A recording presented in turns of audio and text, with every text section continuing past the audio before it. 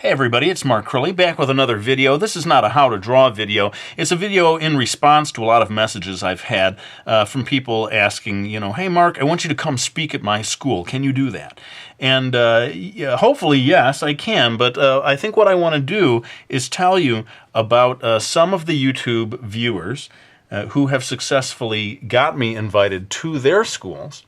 And just tell you how they did it, and that might give you some ideas for how you might do it if you want to. Now, so it won't be a boring video, I'm getting some inking done on Brody's Ghost Book 3 here, so I'm going to go ahead and start doing that.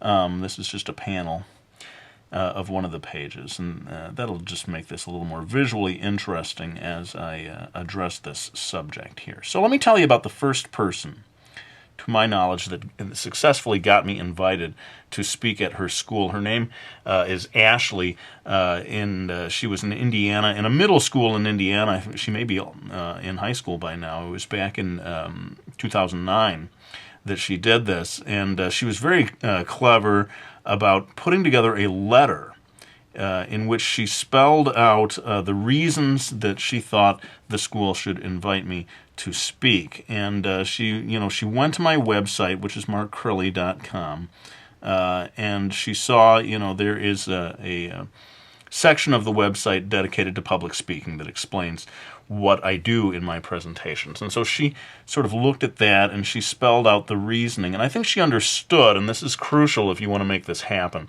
she understood that a school bringing someone in to speak is not necessarily going to bring a YouTube video guy to come in and teach the kids all about anime or manga, and that is actually not what I do when I come to a school. Schools are mainly looking for someone that are, someone who's going to come in and impart valuable educational information, right? And I've been doing this since 2001. I have visited 450 different venues and have become, a kind of a seasoned professional in terms of doing public speaking. And the focus of my remarks generally is about writing, creating characters, putting conflict into a story, dealing with the editing process, stuff like that. And schools are very interested in bringing in someone to talk about that. So she put that kind of stuff into a letter. I believe, as I recall, she actually copied the letter or printed it out 3 times. And gave one to the principal, one to the media specialist. I mean, she was very organized about how she did this. And I think that was a key to the success of getting me invited. Now, in her case, she was in Indiana. I live in Michigan. So it was relatively easy for me to drive to Indiana and do that visit. And so that, the school didn't have to fly me. But a number of people have successfully got me flown. In fact, the most recent one was all the way to California, which is quite an expense. I had a marvelous time there. It was 2 different students, Jane and Sandra, who at this school got me flown all the way out there. I think they did the same thing. They probably went straight to the principal. Now, I know some of you may hear me say that and say, well, I can't go talk to the principal. That's scary. or I don't know. I can't see myself doing that. So don't worry about that. It doesn't have to be the principal. Anyone you're comfortable with. A lot of times, the people who would do these things, who handle inviting speakers to a school, a lot of times it's the media specialist, the librarian, that will do that.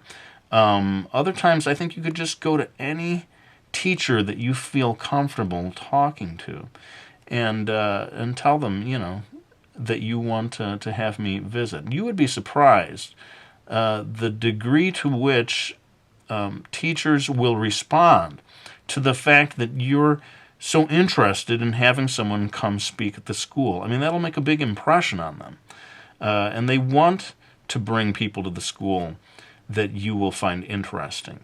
And when you are proactive enough that you are actually sort of going in an organized way and saying, hey, I think this guy would make a great speaker, you do something like that, it will get their attention, I guarantee you. They do pay attention to stuff like that. So, hang on just a second, I'm going to grab my other pen to do some finer line work here. So anyway, let me tell you about a couple of the other ones before I wind this video down. Another guy who really managed to set something in motion was a guy named Steven. Again, he was in middle school in West Virginia. Now, this is probably a good example for those of you who are like, my school does not have a lot of money. Steven's school in West Virginia was the same. And I still remember his media specialist got in touch with me, and she was, she began her email by saying, Mark, I'm pretty sure we can't afford to bring you out here, but this one student wants me to ask, so I thought I'd go ahead and ask. And I replied to her and I said, well, you might be surprised at how inexpensive it could be, because maybe I can just drive to West Virginia. And that is exactly what I did. So they didn't have to pay for flying me either. It's like a 6-hour drive or something, but I was happy to do that.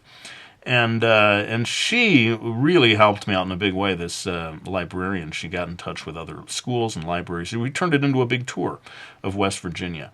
And I have a lot of happy memories of that. Also back in 2009 that we did that. Couple of other situations that I could tell you about. A young man named Mason. His mother, I think, was sort of connected to the local library. She had a certain method of pulling strings there, I guess, for lack of a better word, and she set that in motion in Kentucky, Bowling Green, Kentucky. That was earlier this year, I believe, back in March, that I was down there, had a marvelous time.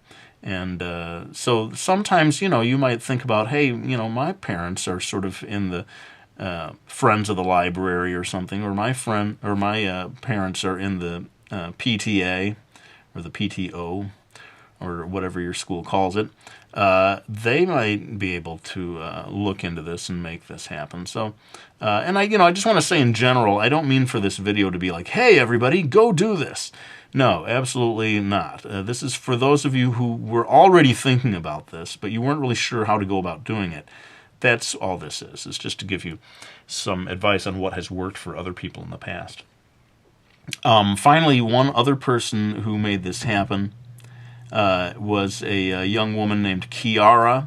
She was outside of Boston, and she went to a very great high school that has quite a long history to it, and they really prize students being motivated and making these things happen all on their own. And in fact, she got in touch with me and she was like, hey, Mark, I want to invite you to my school. And I was like, yeah, well, I can't really set these things up with students. Normally I need to talk to somebody from the faculty to make this happen. And actually, in her case, that school really did like to have the students try to arrange these things directly. And to some degree, Kiara really became my sort of coordinator of that event. But I must say, in most cases, you directly sending me a message and saying, hey, Mark, can you come to my school? I'm not going to be able to set it up directly with a student. I need, unfortunately, to set it up officially with the school. I mean, that's the way these things are going to go. It has to be something where the principal, the media specialist, someone who's working for the school, or in some cases a parent who is connected to the school or the library, like I said before, could become my coordinating person to start setting this up. In fact, next month in November, I'm going to be going down to Texas. And that is being set in motion by a homeschooling group. I sometimes hear from people who are like, I wish you could come speak, but I'm homeschooled, so you can't, And so this in Texas, this situation kind of proves that even in that situation, it is possible to make something like this happen. And again, they're going to fly me all the way down to Texas to visit with this group of homeschoolers. So very excited about that, and maybe it's time for me to go ahead and wind this video down. So again, I don't mean to put this out there as, hey, everybody, do this, only if you had already had it as an idea that you wanted me to come speak at your school. Please take this as my best advice on that subject. And like I said, you can send me a direct message of some kind saying, hey, Mark, I want you to do this, but I will pretty soon have to have you put me in touch with someone at the school. And again, directing them to my website, markcrilley.com. And there is a section of the website dedicated to public appearances. If you have your person, whoever it is, the media specialist, just a teacher that you feel comfortable talking to, or maybe the principal, if you have the guts to go in and talk to the principal yourself, have them look at my website, and that will help them sort of make the decision as to whether they would like me to visit the school. Whatever you do, and I hate to have to put it this way, don't just go to them and say, hey, this guy draws manga or on YouTube, because that's not actually going to be a great way to start the conversation, because they're going to be like, oh, I don't know, this doesn't sound like someone that we're going to bring to the school. Really try to frame it in terms of, this guy is a published author. I have done like 26, 27 books now, and can talk to the students about writing. In some scenarios, you may be able to say, well, he's going to come and speak to our art class about drawing. Even then, I think you wouldn't want to zero in too much on limiting it to the manga style, because, again, they want to bring someone in to speak to the whole school, not just to the kids who are interested in anime or manga. Generally speaking, think of the assemblies that you've seen at your school. Generally, they're bringing in someone that can talk to the entire school and give advice to all the different kids. So anyway, I think I've told you enough about that stuff. Let me go ahead and lay the pen down. Thanks in advance to anyone who does want to try to set something like this up at their local school or library. I wish you the best of luck with that, and you will get lots and lots of cooperation from me in terms of making these things happen. But for now, let's go ahead and end this video. Thanks so much for watching. I hope you enjoyed it, and I will be back with another one real soon.